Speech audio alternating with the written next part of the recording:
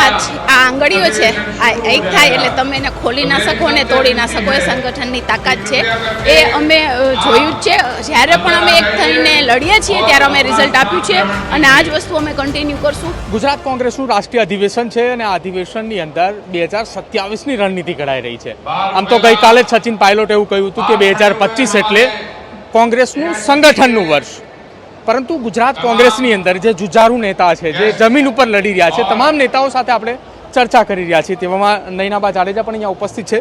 નૈનાબા, રાજકોટની અંદર સતત તમે મહિલાઓના મુદ્દા હોય અથવા રાજકોટની અંદર એક નાનામાં નાનો મુદ્દો હોય, લોકોને સ્પર્શતો એ તમામ મુદ્દો નૈનાબા એ ખુલીને સામે આવે છે, મેદાને આવે છે, લડે છે. હવે 2027 સુધીની અંદર નૈનાબાની આ આક્રમકતા કેટલી વધશે આ અધિવેશન બાદ?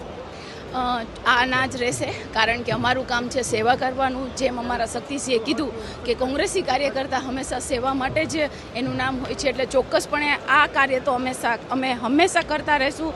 અત્યારે અમે સત્તામાં નથી છતાં પણ કરીએ છીએ અને આવી જશું તો પણ કરતા રહીશું. 2027ની લડાઈ એ કેટલી હવે સંઘર્ષભરી રહેવાની છે? અત્યાર સુધી ઘણી સંઘર્ષભરી રહી છે, પણ મને એવું લાગે છે કે જે રીતે કોંગ્રેસ કાર્યકર્તા જમીન ઉપર જાય છે, લોકો સુધી જાય છે, લોકોનો અવાજ બને છે.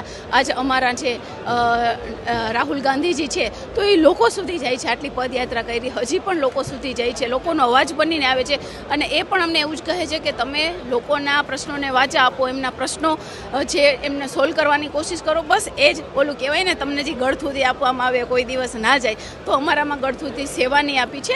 એટલે અમે હંમેશા લોકોનો અવાજ બનીશું. લોકોના પ્રશ્નો સોલ્વ કરવા માટે કોંગ્રેસનો કાર્યકર્તા હંમેશા લડતો રહેશે. પછી સરકાર ભલે ગમે એટલી સખત હોય કે કાંઈ પણ હોય, પણ અમારો ધ્યેય છે કે અમે લોકોનો અવાજ બનીએ અને લોકો માટે મહેનત કરીએ.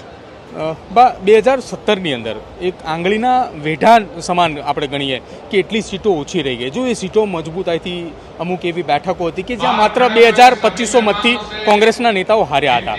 એ આક્રમકતા કંઈક અલગ હતી 2017ની અંદર કે જેમાં સરકાર બનતા રહી ગઈ. હવે 2027ની અંદર ખાસ સૌરાષ્ટ્રની અંદર, સૌરાષ્ટ્રના આપ મહિલા નેતા છો, આપ દરેક મુદ્દાઓને લઈને રાજકોટ હોય, જામનગર હોય, જુનાગઢ હોય, તમામ જગ્યાએ આપણે લડ્યા છો. તો હવે નૈનાબાને લડવું હોય કે કોઈની સામે જઈને વિરોધ નોંધાવવો હોય તો સંગઠનની કેટલી તાકાત જોઈએ? આજ આ આંગળીઓ છે આ એક થાય એટલે તમે એને ખોલી ના શકો અને તોડી ના શકો. એ સંગઠનની તાકાત છે. એ અમે જોયું જ છે. જ્યારે પણ અમે એક થઈને લડીએ છીએ ત્યારે અમે રિઝલ્ટ આપ્યું છે અને આ જ વસ્તુ અમે કન્ટિન્યુ કરશું. હજી પણ અમારું સંગઠન વધારે મજબૂત બને એના માટે અમે પ્રયત્ન કરતા રહીશું, કારણ કે સંગઠન એટલે એકતા એટલે તાકાત. 2025ની અંદર અધિવેશન મળ્યું છે 27ને રિગાર્ડિંગ. 2025ના અધિવેશનમાં એવી તાકાત ભેગી કરશો કે 2027માં ભાભીની સામે લડાઈ લડવાનું થાય અથવા એમને હરાવવા માટે ઉતરવાનું થાય તો મેદાને ઉતરીને સંઘર્ષ કરશો? આની પહેલાં પણ અમે કર્યું જ છે અને હવે તો ઘણા મુદ્દાઓ છે.